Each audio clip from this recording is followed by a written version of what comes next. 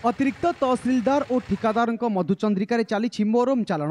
जाजपुर जिले में देखा मिली एपरी घटना। जाजपुर जिला सुकिंदा थाना अंतर्गत पाटपुर अंचल ठिकादार रमेश महांती चोरा मोरम चालाण करते। कौनसी विशेष सूत्रु खबर पाई सुकिंदा आरआई बाइधर जति चढ़ाऊ कर 6टी मोरम बोझे ट्रैक्टर और एक नंबर विहीन जेसीबी को जबत करते।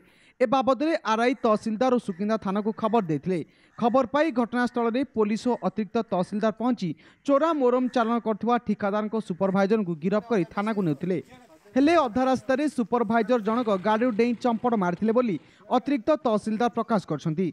तेबेठी प्रश्न सतरे कौन सुपरभाइजर जनक गाड़ी चंपड़ मारिथिले ना ठिकादार और जिला प्रशासन मधुचंद्रिका चलथिबा कारबार पई सुपरभाइजर को खसाई दिया जायथिला। अन्यपटे उक्त सुपरभाइजर स्कूटी गाड़ी को जबत कर जायथिया बेले बिना जांच करी किभली गाड़ी को छाड़ीदेले ताहाकु ने चर्चा एबे जोर धरिछि।